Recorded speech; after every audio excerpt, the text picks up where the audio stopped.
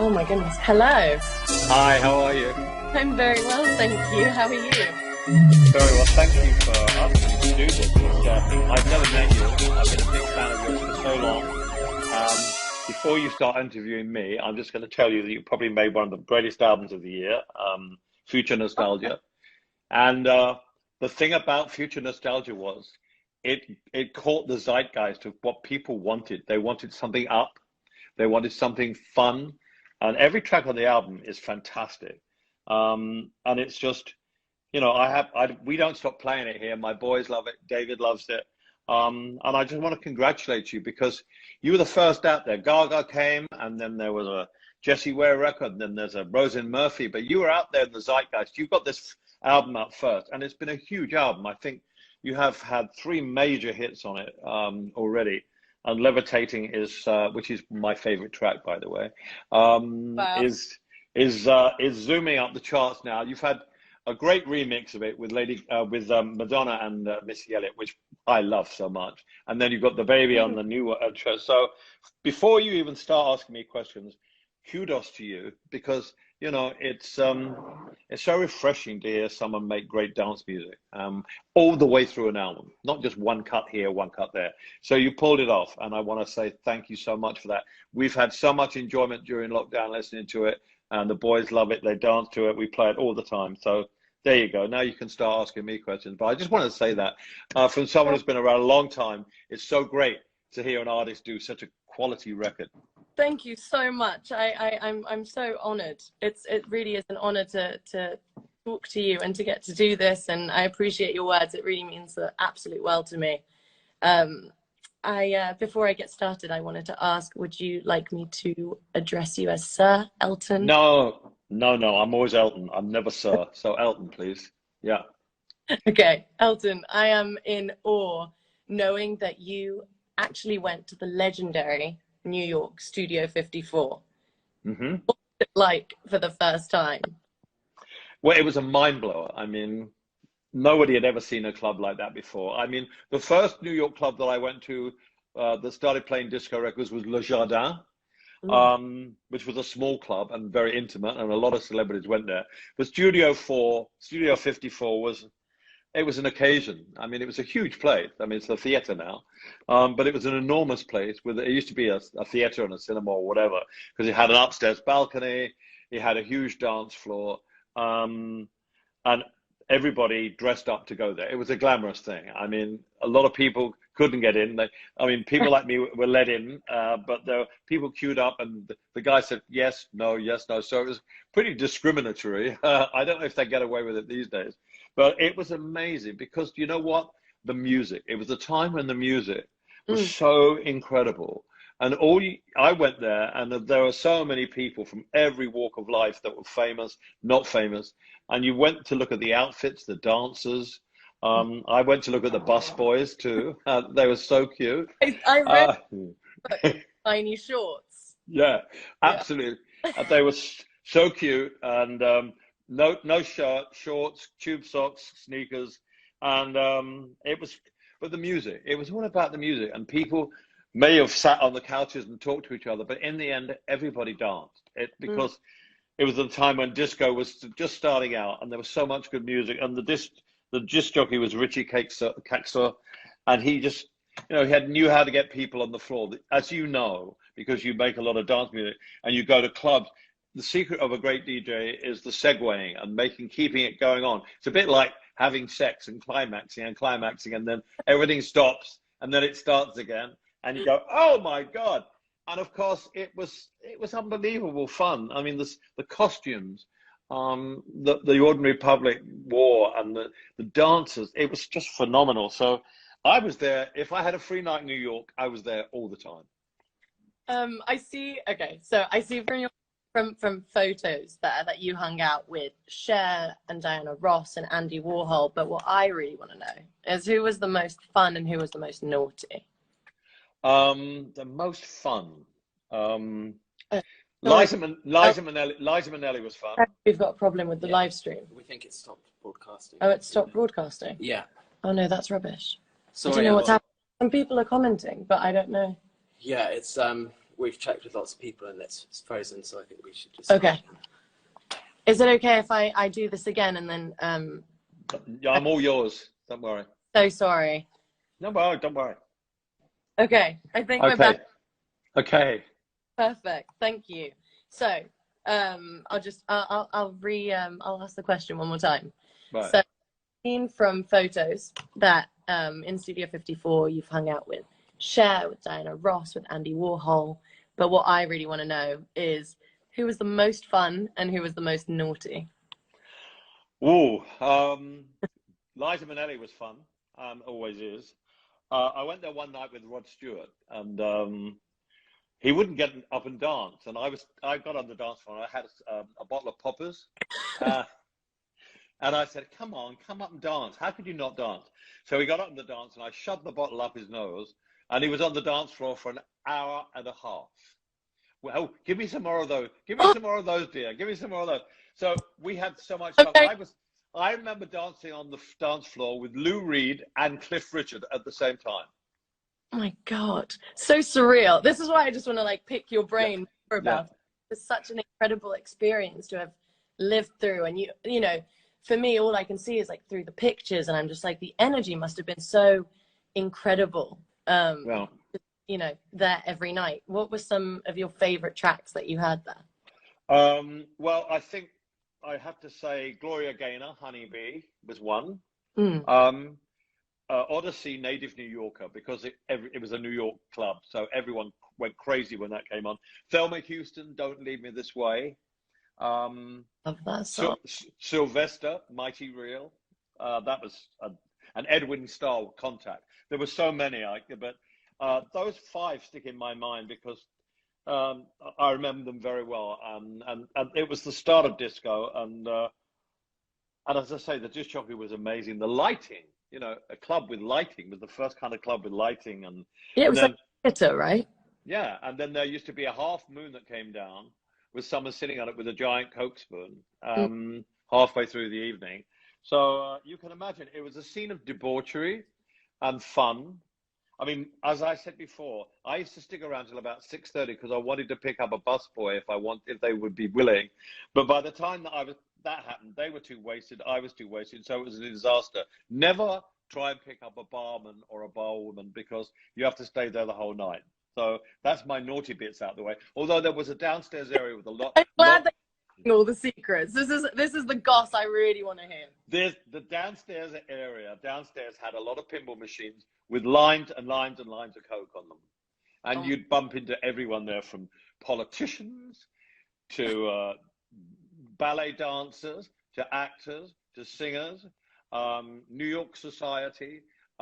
You know, everyone was down there doing lines of Coke. I think Liza Minnelli once proposed to me down there.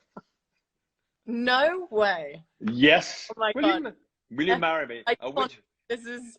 Tell me more. Tell me more. At which point I broke the 100 meters sprint record and left. But it was, what can I say? It was surreal. It was decadent, beyond decadent. But as I said before, it was all about the music and dancing. You may have gone there to gossip with friends. You saw everybody there that you might, you know, oh my God, there's so-and-so, there's so-and-so. But in the end, everybody danced. And that was the point of it. It was the music that kept people going. And did Studio 54 influence your music? I made a record years later after. It was Donna Summer that really influenced my record. I did an album called Victim of Love, which was produced by half of Donna Summer's writing team, Georgia Moroder and Pete Bellotti. But I love disco music, and I think dance music has always been much maligned, especially in Rock and Roll Hall of Fame. And it took Donna Summer years to get in. Chic, I mean, Chic have never made a bad record, and nor has Donna Summer. I mean, you never stop dancing to Donna Summer and Chic, and they took them for ages to get into the Rock and Roll Hall of Fame. And then I think Chic were an afterthought. I think it's disgraceful because dance music to me, when I get up in the morning, I have my breakfast, I go upstairs and have a shower, I immediately put on dance music, your record or an old record or new music, and it's the thing that gets me going, and I love it. Yeah. It is really, really fun. I actually know, because you mentioned Chic, I do know a funny fact about them, because Le Freak was actually written because they got rejected from entering Studio 54, even though Grace Jones had invited them. Right. And it was actually originally called Fuck Off. Yes. Well, Grace Jones was always at Studio 54. I didn't see her perform there. She performed there. But I've seen her perform at many, many things. She performed at our Oscar party once. And she's one of the great characters of life. And of course, a lot of her records were played at Studio 54 as well. They were great records. I think Blondie, Heart of Glass, stuff like that. But yeah, how Chic were not put in the Rock and Roll Hall of Fame earlier, and Donna Summer is a disgrace. So there you go. Tell me a little bit about, because I know you like to DJ yourself a little bit. Tell me about what you love about doing Rocket Hour on Apple Music. I've been doing it for nearly 5 years, and what it does, it gives me the opportunity. I get sent all the new releases from Apple. I do my homework because I buy a lot of CDs every week, and so I go through everything on my own collection, and then I'll go through the Apple list, and it gives me the chance to give some exposure to brand new artists. I mean, I remember I played Khalid for the first time, Billie Eilish, people like that, and I interviewed them on my show. So it's a way of someone like me who basically is still a fan, as you can see, to be able to play new music by new artists gives me so much pleasure. And then I get to know them and I get to speak to them. There's a girl called Rina Sawayama. Do you know her? Yeah. Love her. So it gives me a chance to amazing. Get access to new music, get in contact with new artists and play. And I could play so much stuff. I've done shows for nearly 5 years every week. I've not missed any. And I just love it. It's I know all the old music, and the music I'm talking about tonight from the Studio 54 is all in my mind. But when you hear something new and inspirational and something that you haven't heard before, that's what really empowers me. And I just think it keeps me interested. It keeps me motivated. You know, when you hear a track and you haven't heard anything and it's fantastic, you think, God, isn't that great? And you think, oh, maybe I could do something like that. You know, it's just that thing that is, music gives you that kind of buzz. And I've never lost that throughout my whole life. So that's why I love doing the show. I love that. I think that's amazing. And that's something that, you know, I also read that when you first started your AIDS Foundation, you also sold your massive record collection. Yeah, I did. I sold all my collection I had so much stuff I didn't know what to do with. So the first thing that we raised money for was $250,000. I sold the whole collection to somebody in St. Louis. And that started the money for the AIDS Foundation.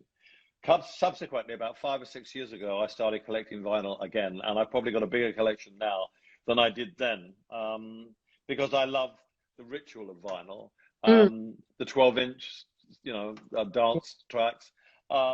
It's just something that I love, looking at the album sleeves. Now you got a remix album, right? Yes. Yeah. Is it out on CD and vinyl or just CD? It will be out on vinyl, so it's coming out. Please. Yeah, so I guess we just made the announcement now. Yeah, it's coming out. I will make sure to get.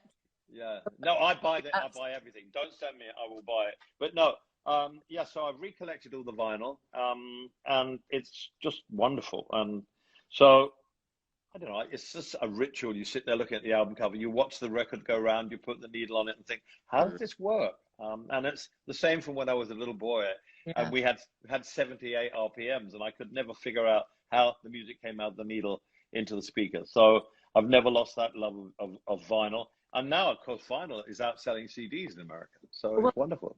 Now, because CDs are kind of, it's like a dying format, isn't it? But being a vinyl, like a piece of history, and it looks so pretty, and you want to have it in your house, and it's always fun to have a record player.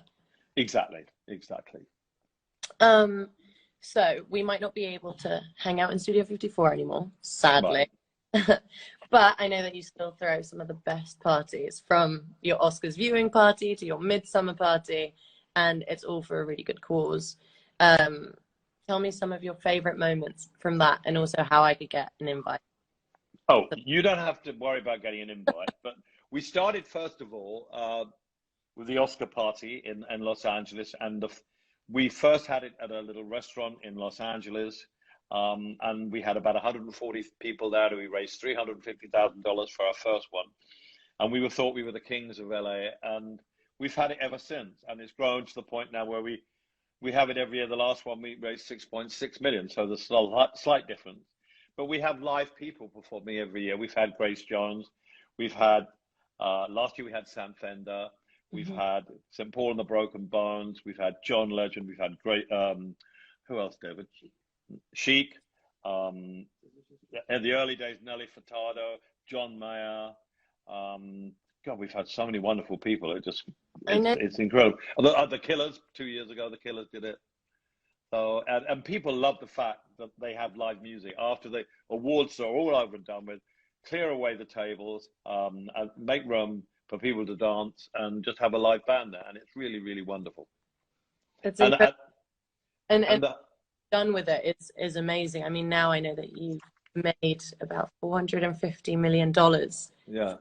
We've raised $450 million so far from a small organization. We had Florence and the Machine, and every act that comes on, I go and sing with them. So it's fun for me because I have to do someone else's song. So that's fun. And then when we started having the summer ball at our house in Windsor, where I am now, we started off with about 3 or 4 people in the first year. And then we had Dionne Warwick and Burt Bacharach. We've had the Beach Boys, Brian Wilson. We've had Lady Gaga. We've had Donna Summer, Barry Manilow, and me. We've had Take That. We've had Justin Timberlake, Coldplay, Patti LaBelle, God knows, Chic, of course. I mean, you can't fail with Chic. They just, if you can't dance, you can't dance to Nile Rodgers and Chic. You can't dance to anything.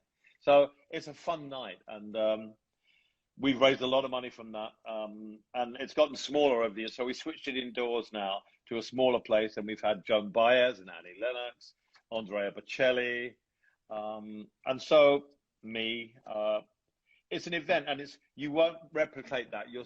It's not on film. It's not televised. So it's just people who pay the ticket. They'll never see that again. Yeah. So, and you can't see it anywhere else. So that's the whole point of it, you know. Yeah, absolutely. And obviously one of the key aims of the foundation that really resonates with me is to end the stigma that exists around AIDS. And you know, I'd love for you to tell us what role can each of us play in ending that. Well, it's so frustrating because you hit the nail on the head with the word stigma. We have enough medicine and scientific knowledge available to halt the spread of AIDS, but what we don't have are people who will get tested because they're afraid if they get tested, they will be rejected by their families. Still in this day and age, in Africa, sub-Saharan Africa, all over Africa, the Middle East, in Asia, and in Europe, Eastern Europe, and in the rural parts of the South in America. So it's a battle. I mean, we're kind of winning the battle, but we need people to get tested. We need people to not be ashamed of this disease. It's far easier to treat HIV and AIDS than it is to treat diabetes. So we've made amazing scientific strides forward, but what we're facing is people still being ashamed and afraid to get tested and tell their parents, their family. It's getting better, but it's like a big roadblock. And if we can get rid of that, then I can see HIV and AIDS being, treatable and not spread in the next 10 years if we can get rid of the stigma. And we're fighting to do it. That's what the AIDS Foundation is trying to do, is trying to get the message about getting testing, which is more important now in places where they need to be, like in Nigeria and in Kenya and places like that, and in America as well. You can't believe that 30 years since we started this AIDS Foundation, we're still fighting it. People are still dying of AIDS, and there's no need for anyone to die of this disease anymore. It's ridiculous. Yeah. Well, I think it's incredible what you've done with the foundation and the way that you've used your platform, and it really is so inspiring and incredible. And I feel so honored to get to talk to you about this, and also have the listeners and the viewers also understanding of that, and hopefully we can also beat the stigma around AIDS. And you know, I do believe that having a platform, you know, we all have a platform, and it's a privilege to use it. And I think the more we kind of talk about the better it is. Well, I guess now, yes. well, the thing is, I'm 73, and I can go on and do a campaign and an advertising campaign about you must, you know, get tested. But it's people like you, the younger generation, that people will listen to far more than me. Young sports stars, you spreading the message to people via your Instagram, you can do so much more, so much quicker than I can. And it's young people like you who have a platform, who people look up to, who have a genuine interest in making the world a better place. We need your generation to step forward and say, come on, we can get tested, do that. We really need you. And I don't know, maybe after we finish this conversation, later we can talk about how you can help us, because I would absolutely love that. I would love to find out how I can be a part and how I can help. It's something that's very important to me, and we should continue this conversation offline as well. I think that would be incredible. Well, that would be amazing if you did that, because you have far more power than I do now to talk to young people, you know. Well, I'm here and at your service whenever. Thank you. And I guess finally, with everything happening and with the election in the States, I know we're both British, but I do just, you know, if there's something for the US viewers that might be watching this, is there something that, you know, if you have a message for those on, you know, the importance of voting, and maybe you'll... I think now in this election, it's so important to vote. The world is in a pickle. It's you know, we're all under this pandemic, but and it's a serious pandemic, and I just think now is the time for people to get out there and especially young people to vote with their feet and do things. So you know, I hope it's a fair election. That's all I want. It's a democratic process. Let's hope it stays like that, and we'll see what happens next week. So fingers crossed. Fingers crossed. Thank you so much for this. I like I said, I'm at your service.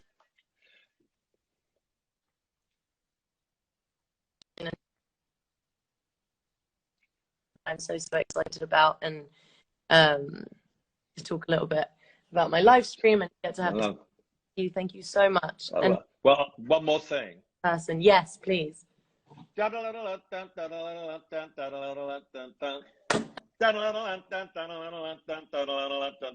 all we sing in this household, okay?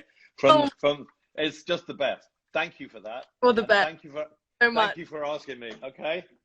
That has made my life. Okay.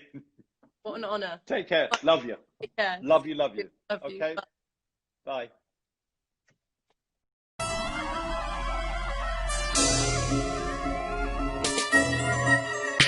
Bye.